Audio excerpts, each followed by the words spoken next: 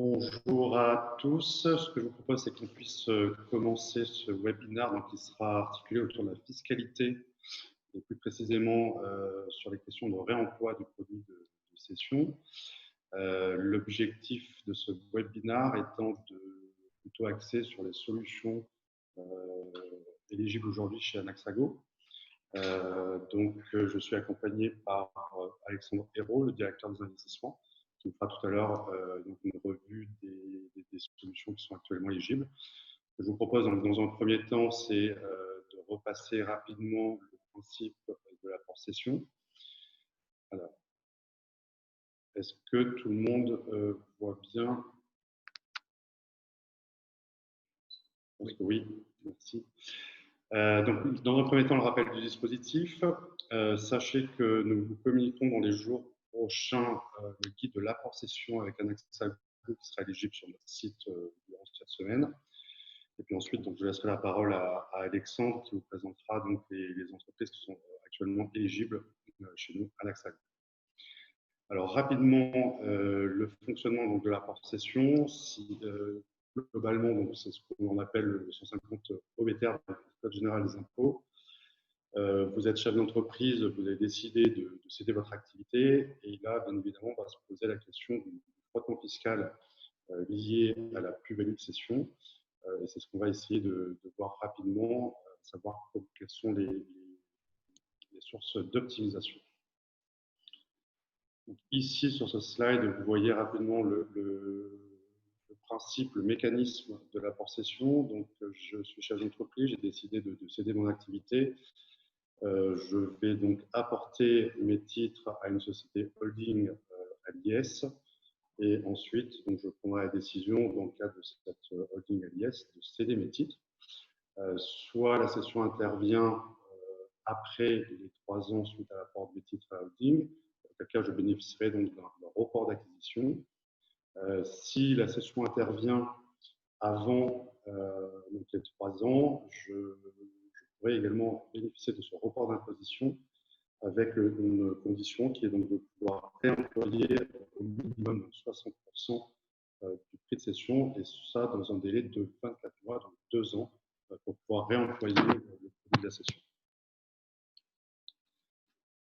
Donc, les conditions de réinvestissement, on n'a pas fait un focus sur les conditions cumulatives que vous pouvez déjà connaître, mais on aura l'occasion lors du prochain webinaire de revenir dessus. Là, l'idée, c'est de rester un peu plus opérationnel. Donc, la partie de cession doit donc être réinvestie pour le financement d'une activité à l'économie réelle. Donc, initialement, c'était des activités commerciales, industrielles, artisanales, libérales ou financières. Et puis, avec la loi de finances 2019, nous a permis de pouvoir réemployer le produit de la cession vers des fonds un peu plus larges de type FPR. Là, j'en profite pour effectivement vous dire que nous sommes en train de travailler sur un nouveau FCPR qui sera éligible sur ce 2e semestre. Et nous sommes en train d'envisager la possibilité de son éligibilité aux solutions de réemploi. Donc ça, il y aura une communication qui vous sera faite prochainement. Alors, pourquoi utiliser l'apport cession? Donc là, on est dans le cas où vous devez céder votre activité. Là, il se pose la question du frottement fiscal. Sur le fiscal, simplement rappeler le schéma, donc soit une imposition à l'IR, soit flat tax. Sur l'imposition à l'IR, elle dépend donc principalement de votre tranche marginale d'imposition, qui est donc de 30, 41, 45% ou plus. Et à cela va se rajouter donc les prélèvements sociaux qui sont aujourd'hui de 17,2%. Donc on voit que le frottement fiscal peut être lourd. Et dans le cadre donc, de la flat tax, là vous êtes au forfait de 30%, qui est donc une partie à l'IR pour 12,8% et une partie de prélèvements sociaux pour 17,2%. Alors, ce slide-là, simplement pour vous rappeler que le choix de l'IR ou de la flat tax n'est pas toujours le choix le plus intuitif. que c'est une vraie question qu'il faut se poser, puisque parfois la flat tax, qui dans un premier temps peut paraître plus attractive, ne l'est pas forcément, puisque lorsque vous êtes dans le cadre d'une déclaration à l'IR, je vous rappelle que vous bénéficiez donc de la déductibilité d'une fraction de la CSG l'année suivante du paiement de l'impôt. Parfois, ça peut faire une petite différence qui n'est pas souvent. Excusez-nous pour ce problème technique. À quel moment je dois revenir? Si je peux avoir un feedback. Ils sont plus de 2 minutes. Donc, Et au moment de la flat tax. Au moment de la flat tax, d'accord. Okay. Flat tax, on utilisait IRIS.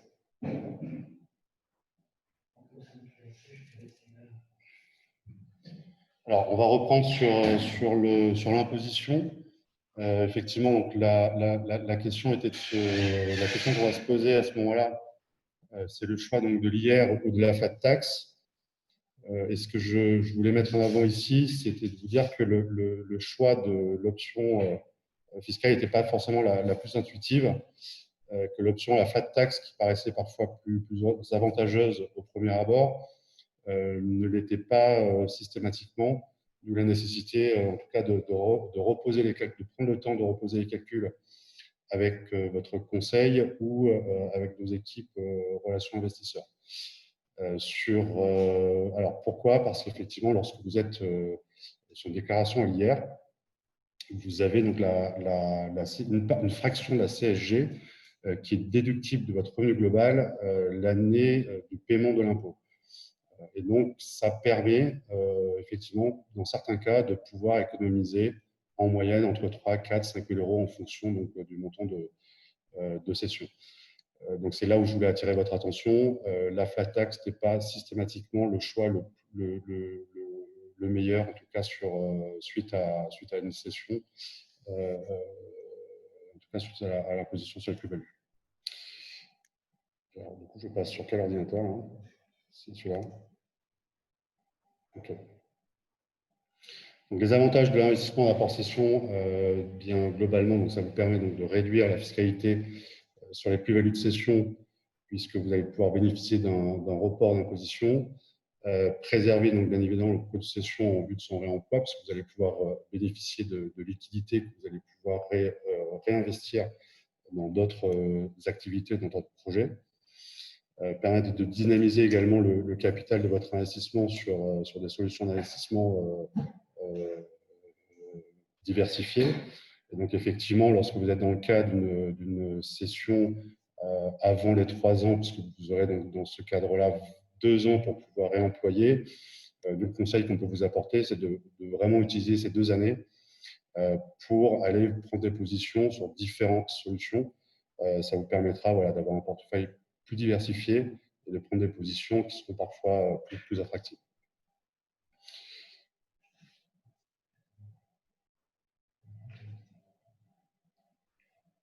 Ça marche pas encore ou on m'entend ou pas? Vous m'entendez mieux? Là, je ne peux pas faire plus près. Hein. Est-ce que tout le monde m'entend? Oui, on t'entend. Le Merci. son pour moi aussi.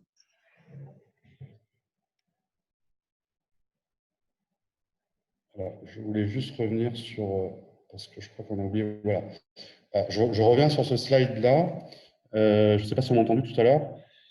Ici, ce que je voulais mettre en avant, c'était effectivement donc, sur le mécanisme du réemploi, hormis effectivement, vous l'aurez compris, le fait de pouvoir bénéficier d'un report d'imposition. Ce qui est important aussi à comprendre, c'est que ça vous permet de figer l'assiette taxable de la plus-value au jour de l'apport. Ce qui veut dire que globalement, vous vous rappelez, le taux des prélèvements sociaux a évolué sur ces dernières années. Si demain, c'était encore le cas, votre base taxable vous serait figée aux conditions fiscales donc, de l'année de l'apport des titres. Donc, c'est un petit avantage supplémentaire. En tout cas, il ne faut pas l'oublier parce que parfois, ça peut représenter des sommes importantes, surtout sur des sessions où les plus-values sont importantes. Donc ça, on l'a vu tout à l'heure, je vais le repasser rapidement.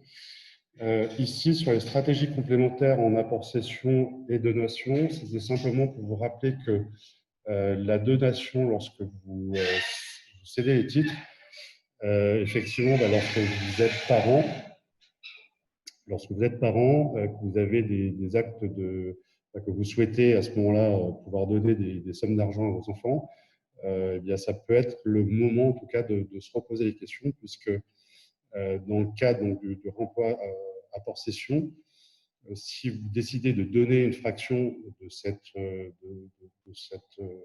somme d'argent, effectivement, la charge de report d'imposition va se porter sur le donataire, donc l'enfant qui va percevoir la donation. Donc, il aura des contraintes, effectivement, également de devoir conserver l'investissement pendant une certaine durée, qui était de plus de 18 mois avant le 31 décembre 2019, et qui, depuis le 1er janvier 2020, est passé sur une durée de l'ordre de 5 ans de principe, mais plutôt entre 5 et 10 ans. Donc, pour le donataire qui recevrait ce don, effectivement, il sera soumis à une contrainte donc, de conservation des avoirs, sauf cas exceptionnels donc, qui sont prévus par la loi, le décès, le licenciement et autres. Ça, vous verrez dans le slide suivant. Ce qui est important également à retenir, c'est qu'effectivement, dans le cas des donations au civil, je vous rappelle que chaque parent peut donner 100 000 € par an et par enfant, ce qui veut dire que vous avez quand même la possibilité de donner des sommes d'argent assez conséquentes à vos enfants. Et donc, dans ces mécanismes-là, effectivement, ça peut être le bon moment de se reposer les questions des donations. Après, au-delà de 100 000 € donc en abattement total d'impôt, vous serez effectivement redevable des droits de mutation à titre gratuit, donc, qui sont régis à l'article 777 du Code général des impôts.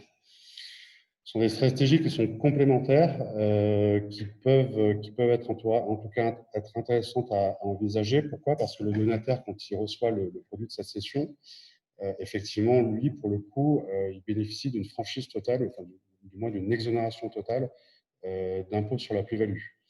Donc là, pour le coup, ça vous permet de donner, de commencer à transmettre de façon transgénérationnelle à vos enfants, et ensuite, effectivement, d'avoir également une optimisation sur les plus-values, puisque le donataire bénéficiaire de la donation, lui, bénéficiera d'une exonération d'impôt sur les plus-values. C'est ce qu'il fallait retenir sur ces slides-là. Sachez que nous avons également un département d'ingénierie patrimoniale avec M. Darius Méry, qui peut vous assister, en tout cas si vous en faites la demande auprès de notre relation investisseur, qui sera à même donc, de pouvoir vous accompagner pour essayer d'adopter la meilleure stratégie possible. Parce qu'effectivement, vous l'avez vu, ça peut soulever de nombreuses questions. Et le but étant bien évidemment de faire les meilleurs choix, en tout cas sur vos investissements. Alors, donc, comme je le disais en préambule, il y a un guide à apport-cession qui sera disponible sur notre site cette semaine. Donc, vous pourrez venir visiter notre site et bénéficier donc, de ce guide qui est spécifique, qui est donc vous avez bien à disposition. Alors là, je vais juste rapidement, donc, pour ceux qui nous connaissent déjà, mais pour ceux qui ne connaîtraient pas encore, donc Anaxago, nous sommes un expert du venture capital. Notre ADN, c'est l'entrepreneuriat, et nous avons pour l'habitude de dire que l'investissement est notre levier. Anaxago est créé depuis 2012. L'activité principale était effectivement plutôt l'activité d'investissement dans les sociétés innovantes. Nous avons participé à peu près à plus de 60 participations aujourd'hui, avec des axes d'investissement qui sont plutôt orientés donc, sur des thématiques de PropTech, santé, FinTech et des investissements à impact. Sur les solutions, donc vous avez les solutions qui sont de type immobilière, soit en club deal, avec des stratégies de dette différentes, qui peuvent être donc, soit des stratégies de dette médianine, mezzanine equity ou en property, avec des objectifs de TRI qui seront différents en fonction de la stratégie d'investissement. Et puis nous avons donc une autre partie de notre activité qui est autour du venture capital. Donc ce que vous voyez un peu en dessous, donc venture capital plutôt dédié à la PropTech, venture capital dédié à la FinTech et au healthcare, tout ce qui est relatif à la santé. Donc là, je vais laisser la parole à Alex Morero, donc notre directeur des investissements pour Anaxago, qui va donc vous présenter les solutions que nous avons aujourd'hui en cours. Merci. Et bonjour à tous, ravi de parler avec vous, ou de reparler avec vous pour ceux que je connais déjà. Pour ceux qui ne me connaissent pas, un petit peu de contexte sur mon métier. Moi, je m'occupe de l'activité de venture capital, donc d'investissement dans les sociétés innovantes chez Anaxago. Notre travail consiste d'une part à sélectionner des sociétés dans lesquelles on peut investir et donc dans lesquelles on peut vous proposer d'investir à travers nos holdings dédiés. Le travail consiste aussi à suivre l'évolution de ces sociétés, notamment en tant que membre des comités stratégiques des sociétés dans lesquelles on investit. Je ne fais pas ça tout seul. Il y aura un slide où je vous expliquerai comment est structurée mon équipe. Mais voilà. Une des choses importantes chez Anaxago, et c'est vraiment notre volonté, c'est de concilier deux choses. C'est de concilier la possibilité de vous proposer des opportunités d'investissement qui sont habituellement réservées à des investisseurs professionnels. Et vous le verrez sur les deux dossiers que je vais vous présenter aujourd'hui. C'est des dossiers qui habituellement sont réservés à des fonds d'investissement. Et il est très difficile en tant que particulier et de surcroît dans une situation d'apport-cession de pouvoir y rentrer. Nous, notre objectif, c'est de pouvoir vous y faire rentrer. Et le deuxième aspect qui est important pour nous, c'est de le faire avec le même niveau d'exigence en termes de structuration que ce que peut faire un fonds professionnel. Donc, moi, j'aime bien rappeler que notre travail consiste à vous proposer des deals professionnels en tant que particulier. Une des façons dont ça se traduit, c'est notre activité d'étude des sociétés dans lesquelles on investit. Vous voyez sur ce slide quelques chiffres sur 2019. On a étudié 470 opportunités d'investissement. On a rencontré 220 sociétés et in fine, on en a sélectionné 6 nouvelles à l'investissement. J'aime bien rappeler ce chiffre parce que c'est un travail un petit peu qu'on ne voit pas si on ne le sait pas. Mais une partie de notre rémunération, de nos frais, permet ce travail-là. Encore une fois, pour vous apporter des deals qui ressemblent à des deals professionnels. Un petit point d'éclairage à ce sujet. Aujourd'hui, on est là pour parler d'apport-cession. Nous, on vous conseille toujours de répartir votre risque, de faire votre propre allocation dans différents dossiers. En 2019, donc on a fait 6 nouveaux dossiers, mais on a aussi réinvesti dans des sociétés existantes, ce qui fait que chaque année, on vous propose entre 5 et 10 opportunités d'investissement dans l'apport-cession. Donc, ceux qui ont 2 ans pour faire leur emploi, en gros, ils vont avoir entre 10 et 20 opportunités de placement chez nous en ce sens. C'est important de le rappeler. Donc moi, je suis au milieu, je m'appelle Alexandre Hérault et je travaille avec 2 personnes dans mon équipe qui a vocation à grandir, bien entendu, mais une personne qui est spécialisée dans le domaine de la santé, et je vais parler d'un sujet santé aujourd'hui, et une personne qui est spécialisée dans la PropTech. La PropTech, c'est les innovations dans le domaine de l'immobilier. On a un spécialiste sur le marché de ces 2 sujets. Dans le domaine de la santé, depuis 2012, finalement, on a commencé à faire des investissements dans la santé. On a plus 10 participations sur le sujet, à différents niveaux de maturité, que ce soit dans le développement de nouveaux médicaments, dans le développement d'équipements médicaux ou dans le digital lié à la santé. Sur le sujet PropTech, donc innovation dans l'immobilier, non seulement on est très actif, mais en plus on est l'investisseur en France le plus actif dans le domaine, toute catégorie d'investisseurs confondus, puisqu'on a 9 participations dans ce domaine-là, et ça touche des services aux promoteurs immobiliers, des services aux agents immobiliers, des sujets d'investissement dans l'immobilier, et ainsi de suite.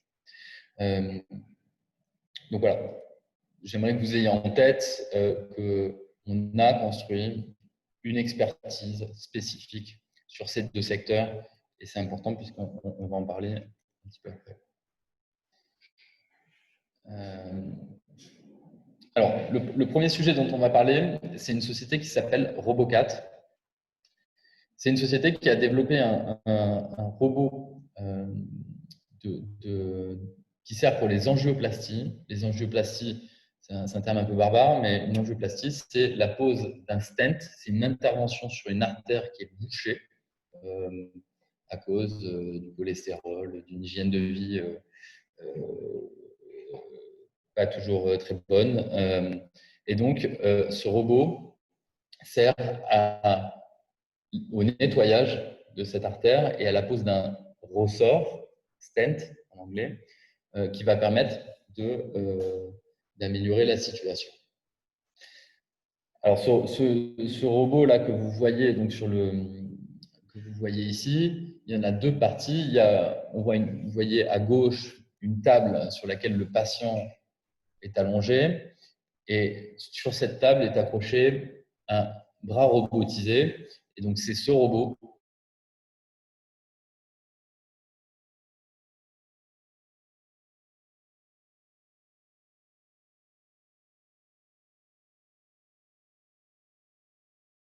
qui va manipuler la main du chirurgien comme ça se fait habituellement.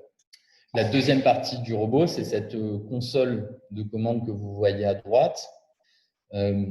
Cette console est du coup écartée du patient, et ça a toute son importance puisque lorsqu'on fait une angioplastie, lorsqu'un praticien réalise une angioplastie, pour suivre l'intervention, il va faire de l'imagerie médicale avec des rayons X, plusieurs dizaines de clichés au cours de l'intervention. Et ces rayons X, en fait, ils sont très mauvais pour les personnels de santé. Ils peuvent générer des cancers, des tas de maladies très graves. Et donc, pour s'en protéger, les personnels de santé portent des tableaux plombés. Avant qu'il y ait des robots, ils portaient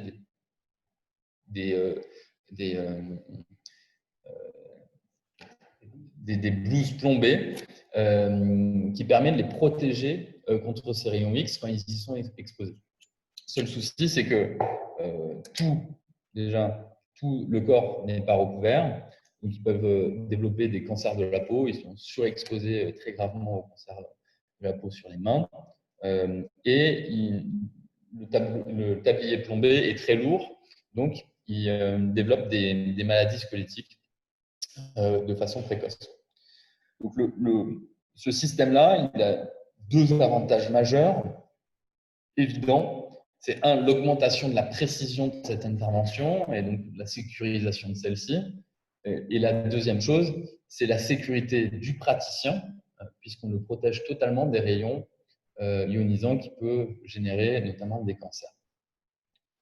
Un autre avantage qui est très important, c'est pour les hôpitaux, ça leur permet, in fine, de gérer beaucoup mieux cette opération, puisqu'elle peut être plus rapide, elle peut être faite à distance, et ça, c'est un point important. Vous connaissez le sujet des déserts médicaux qu'il y a un petit peu partout dans le monde, finalement, ce n'est pas qu'en France.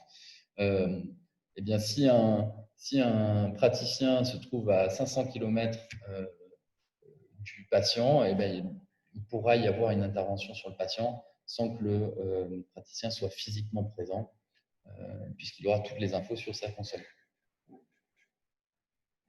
Cette solution de robot, elle est protégée par 21 familles de brevets un petit peu partout dans le monde. Et pour vous donner quelques chiffres,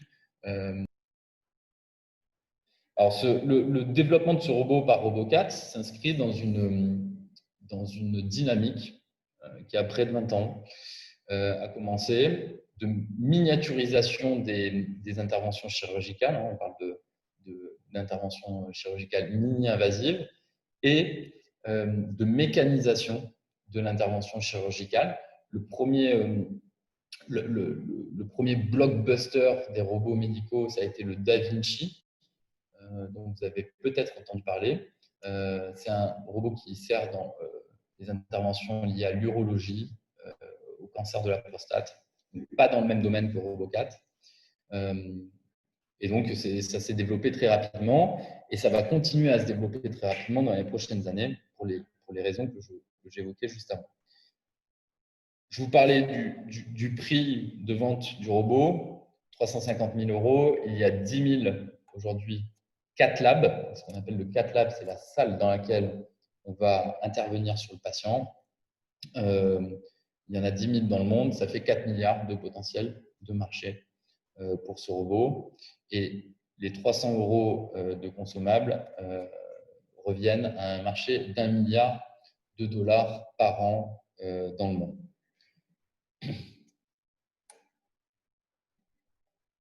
Alors, le robot de Robocat, c'est évidemment un dispositif médical complexe qui fait rentrer de la robotique, des notions de sécurité médicale.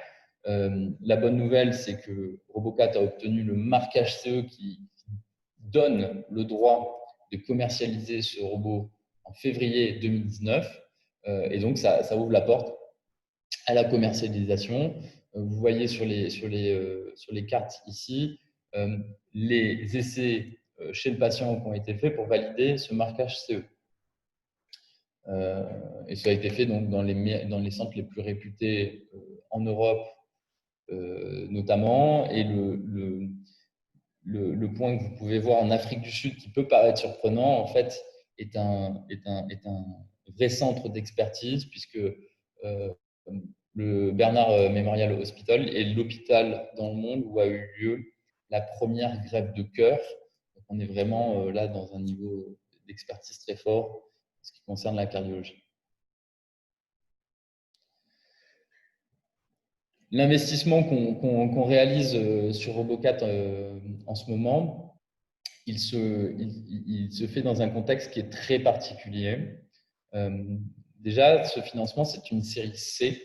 Donc, dans le financement d'une startup, on classe les différents tours de financement par lettres. Il y a l'amorçage, qui n'a pas de lettres. C'est un peu l'étape 0. Série A, série B, série C. Donc, série C, c'est un type de financement qui se fait dans les sociétés qui sont déjà très matures. Et la maturité, elle est liée à cette fameuse autorisation de mise sur le marché.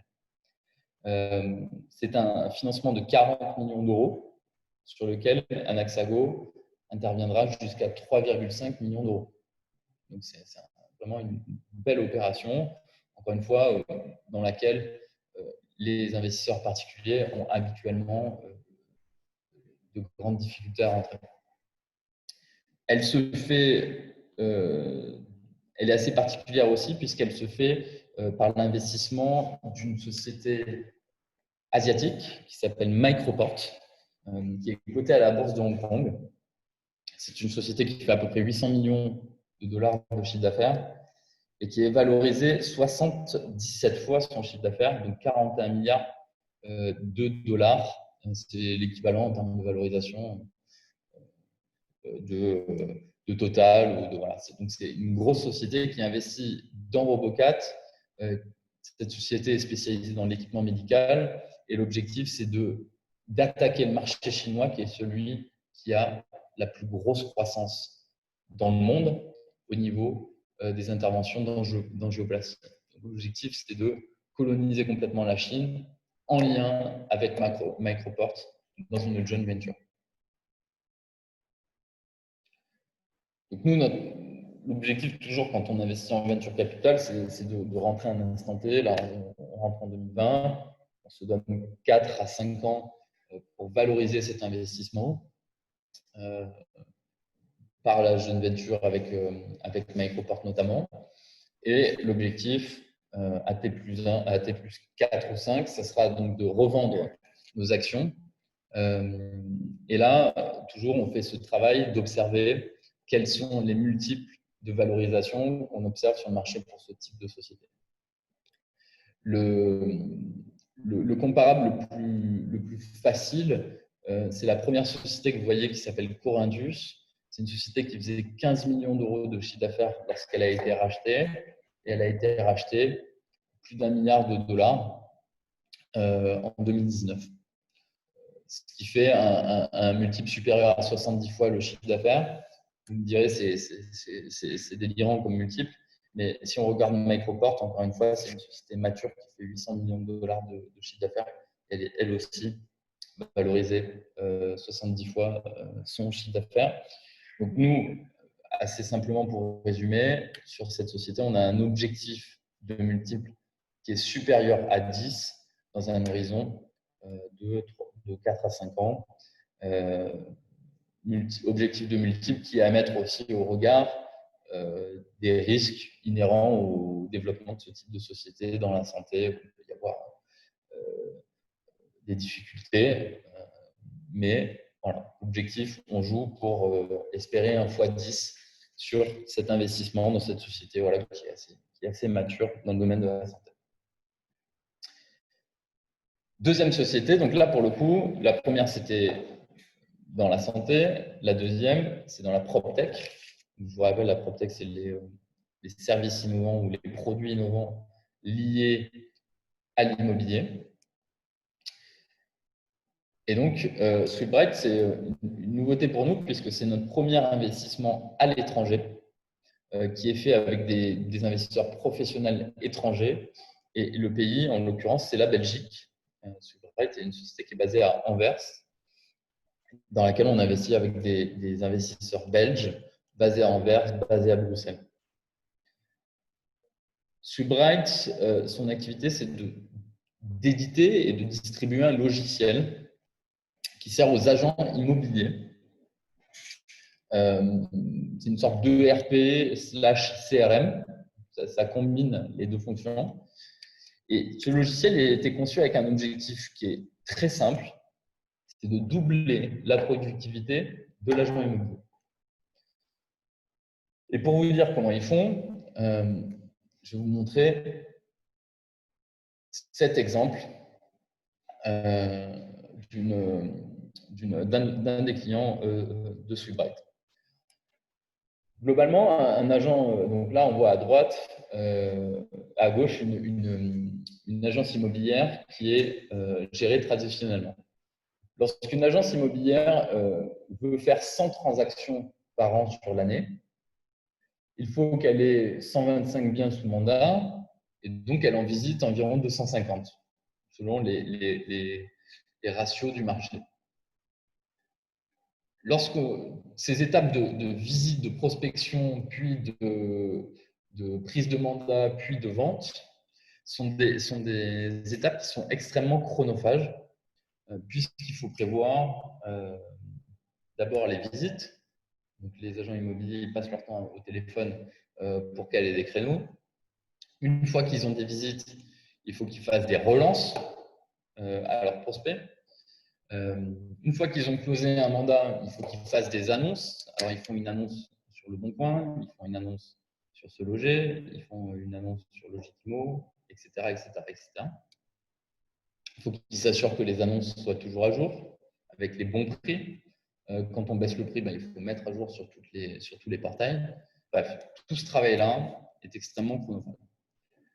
Ce que Sweetbright a réussi à faire, et c'est un vrai tour de force, c'est d'arriver à automatiser un maximum de ces tâches administratives. Donc, typiquement, l'agent immobilier, quand il travaille avec Sweetbright, il se rend sur place, il prend les photos directement avec son téléphone, il renseigne automatiquement avec son téléphone sur place une fois, et l'annonce est postée automatiquement sur tous les canaux traditionnels, mais également de façon automatique sur Facebook, sur WhatsApp pour ceux qui utilisent WhatsApp, sur Instagram pour ceux qui utilisent Instagram. Et donc, c'est un gain de temps énorme. Et dans la pratique, et c'est un chiffre qu'on a vérifié auprès des clients de Sweetbright, ils arrivent à faire 2 fois plus de transactions. Alors, Sweetbright, c'est une société qui a été créée en 2017. Et un des critères qui nous a fait sélectionner cette société, c'est qu'en à peine 18 mois, ils ont réussi à prendre 10% du marché belge. Dans un marché de l'immobilier qui est plutôt lent à bouger en général, ils ont réussi à prendre 10% du marché belge. Et en 2018, qui est leur première année full year, entre guillemets, ils ont fait 174 000 € de chiffre d'affaires. Donc, c'est une performance qui est intéressante. Deuxième performance qui est intéressante, entre 2018 et 2019, ils ont multiplié leur chiffre d'affaires par 2,6. Ce qui est relativement remarquable. En 2020, l'objectif, c'est désormais de multiplier le chiffre d'affaires par 3,2. Et la bonne nouvelle, c'est qu'à fin avril, malgré le confinement, malgré le coronavirus qui a été très violent en Belgique, ils ont déjà sécurisé 56% de leur chiffre d'affaires pour l'année 2020. Et donc, ils n'ont pas rebudgété pour l'instant. L'année 2020, on est toujours sur le même objectif d'1,4 million. Alors, c'est un marché qui est important, hein, puisqu'il y a plus de 700 000 agents immobiliers en Europe. Et donc, quand on multiplie 700 000 agents immobiliers par les 500 € d'abonnement annuel, on tombe sur un marché de 400 millions d'euros. Autre avantage, je vous parlais de l'automatisation tout à l'heure, mais autre avantage que Sweetbright a développé, et là pour le coup c'est un vrai avantage compétitif, ils ont développé une plateforme d'affiliation. Je vais vous en parler un petit peu de cette affiliation. En fait, le moment où quelqu'un achète un appartement ou devient locataire d'un nouvel appartement, c'est un moment qu'on appelle ils appellent ça golden moment chez Sweetbright. C'est le moment où la personne est le plus facile à sécuriser en tant que nouveau client pour beaucoup de services.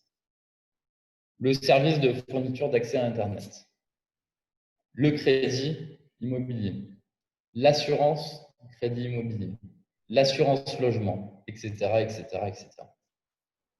Donc, en fait, une chose dont les agents immobiliers ne se rendaient pas compte, c'est qu'ils ont entre leurs mains de l'or, puisqu'ils ont des clients qui sont des prospects très intéressants pour beaucoup de gens au moment de la signature d'un nouveau logement. Et donc, en fait, Sweetbright organise sur sa plateforme la monétisation de ses clients. Typiquement, pour un prospect, un crédit immobilier, il y a des banques qui sont prêtes à payer 200 € par personne. Sweetbright a 100 000 aujourd'hui, à 100 000 logements qui sont traités via son logiciel. Ça donne une idée du potentiel de chiffre d'affaires qui va être développé sur l'affiliation. Et quand je vous dis 200 €, c'est uniquement pour le crédit immobilier, mais on peut rajouter 50 €. On a déjà des offres de fournisseurs d'accès à Internet, 50 € par prospect sur Internet, 50 € par prospect sur l'assurance, et ainsi de suite. Donc, on peut finalement plus de doubler le chiffre d'affaires possible sur Sweetbright grâce à ce mécanisme d'affiliation qui, pour le coup, est unique et qui a un avantage concurrentiel puisqu'on va proposer à l'agent immobilier de partager les 50 € qu'on a pris sur l'assurance, les 200 € qu'on a pris sur le crédit. Alors, notre investissement dans Sweetbright, il se fait sur un tour de 2,5 millions d'euros et Anaxago a prévu d'apporter entre 1 million et 1,5 million. L'objectif de ce tour, c'est de conquérir la France. Comme comme l'a montré Étienne tout à l'heure, on a beaucoup d'activités dans le domaine de l'immobilier. Et Sweetbright a trouvé que c'était une bonne idée de faire entrer un Axago parce qu'on peut ouvrir plein de portes dans nos réseaux auprès des gens qu'on connaît bien. On connaît bien les grands réseaux en France, Orpis, Century 21, La Forêt et ainsi de suite. Donc l'objectif, c'est qu'on les aide à rentrer dans ces sociétés pour doubler, tripler de taille et atteindre 10% du marché français et le seuil fatidique de 10 millions d'euros de chiffre d'affaires. Comme pour Robocat, on a étudié les multiples qui sont possibles de faire sur ce type d'opération. On voit que sur le marché, lorsqu'une société se fait acheter et qu'elle est dans le domaine de technologies liées à l'immobilier, le deal le plus proche, c'est Meilleurs Agents. Le multiple est un multiple régulièrement supérieur à 10. Donc, assez simplement, nous, sur Sweetbright, on a pour objectif de faire un x5, ce qui est plutôt conservateur par rapport à ce qu'on peut voir par ailleurs.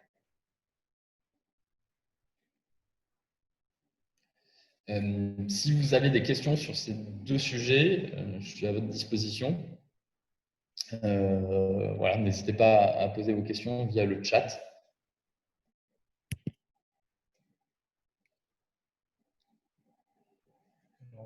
On n'a pas de questions sur le chat.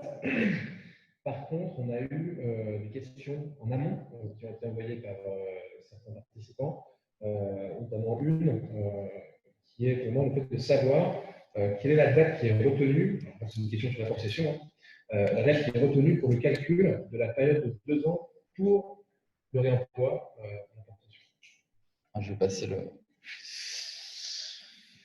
la parole. Non, la réponse sera assez rapide. Donc, effectivement, c'est ce qu'on avait vu tout à l'heure sur les slides précédents. La date qui est retenue, effectivement, c'est la date de cession suite à l'apport de vos titres. Une fois que les titres sont cédés, effectivement, vous avez donc 2 ans pleins pour pouvoir réemployer sur l'activité ou différents projets. J'espère que j'ai répondu à la question. En tout cas, il y a une autre personne qui vient de me poser une question à l'instant, à savoir connaître la primonie d'entrée sur une relation. Je vous repasse. Merci. Alors, avant de répondre de façon très directe à la question, sur la méthode de valorisation, nous, on se base sur les multiples qui sont constatés sur le marché. Donc, je vous parlais d'un multiple de x10. Donc, sur Sweetbright, on s'est basé sur cette base-là. Et on a considéré que ce multiple qui est élevé est justifié compte tenu de l'effort de R&D qui a été fait et qui n'est pas encore à son plein potentiel, puisqu'il y a l'affiliation qui commence cette année, et puisqu'il y a l'entrée sur le marché français qui doit permettre de développer le chiffre d'affaires très rapidement. Donc, Sweetbright fait 540 000 euros de chiffre d'affaires récurrent. Donc, nous, on est parti sur une valorisation de 5 millions d'euros. C'est un petit peu inférieur à ce fameux 10 fois, puisqu'on serait plutôt sur 7 millions si on appliquait ce multiple. On est plutôt sur 8. Le montant du remploi doit correspondre à quel pourcentage de l'apport cession? Ça, je pense que c'est pour Étienne. La question, c'était laquelle, excuse-moi? Le montant du remploi doit correspondre à quel pourcentage de l'apport cession? Le montant de remploi doit correspondre à quel pourcentage de l'apport cession? Donc, effectivement, alors, sur le réemploi, donc vous devez, c'est au minimum 60% donc, du montant de la cession que vous devez réemployer. Après, charge à vous de décider du montant exact, mais en tout cas, le minimum est effectivement 60% du produit de la cession. Vous pouvez décider de réemployer un peu plus. Là, effectivement, après, ça sera en fonction des projets que vous aurez priorisés, en tout cas, sur cette session. Mais c'est bien, effectivement, en tout cas, après 2019, c'est 60% de produits de la session. Je repasse la main à Alexandre. La prochaine question, c'est une question qui est pour nous deux, je pense. Vous garantissez la validation de l'investissement apport cession pour un montant faible et un investissement Swibright à l'étranger en Belgique? Alors la réponse est oui. La question du montant n'est pas un critère d'éligibilité. Ce qui est un critère d'éligibilité, c'est le pourcentage du produit de cession, comme le disait Étienne. Et à l'étranger, oui, ce point a été validé avec mon fiscaliste du cabinet CMS Francis Lefebvre, qui fait référence sur le sujet. Donc la réponse est oui, c'est éligible au régime d'apport cession.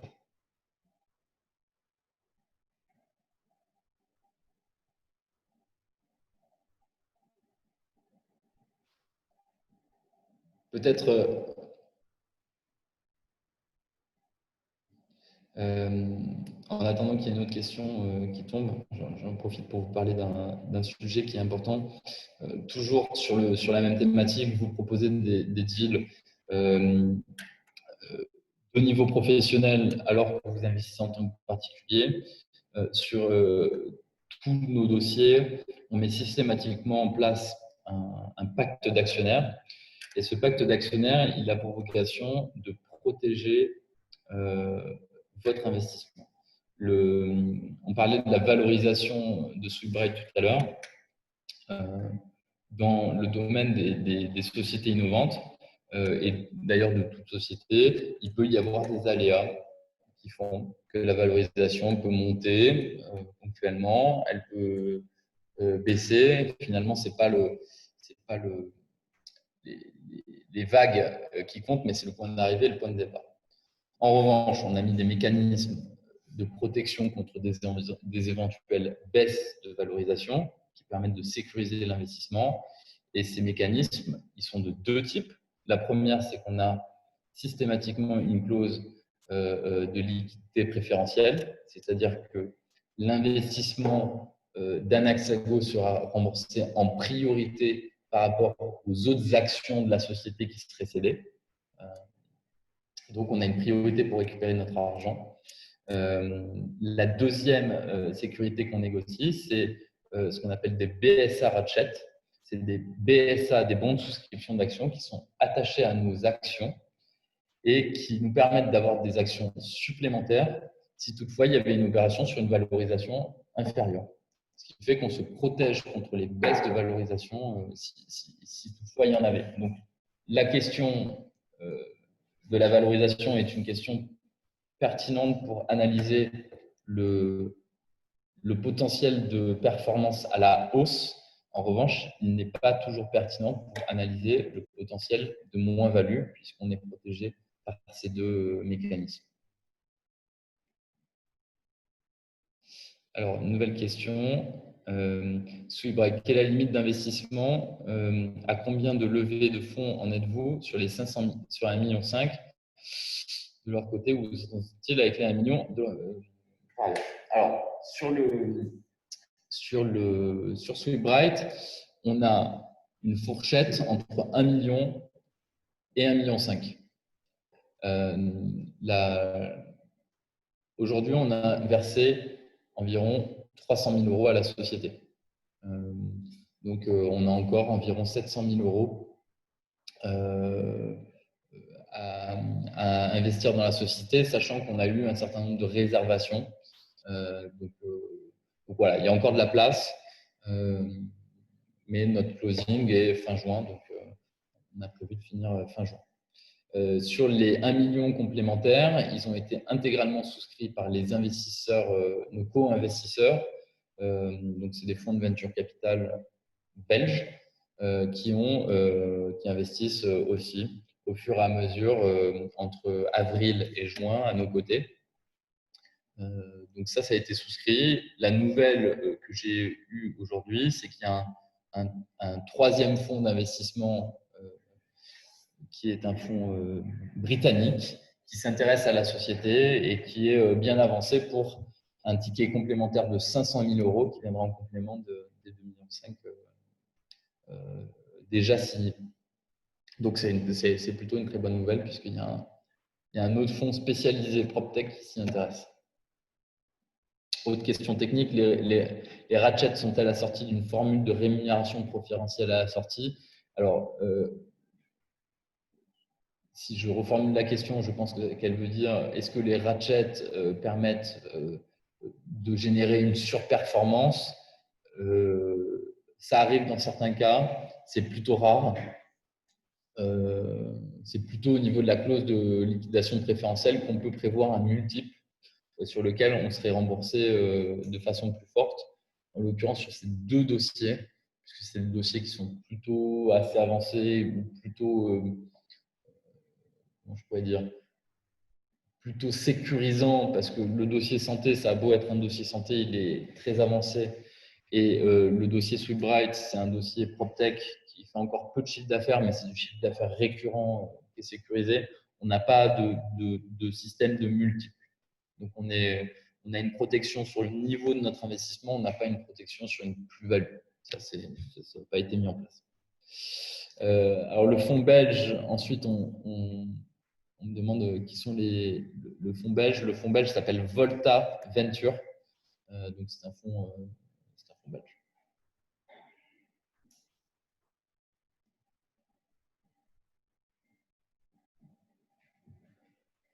Je ne sais pas s'il y a d'autres questions.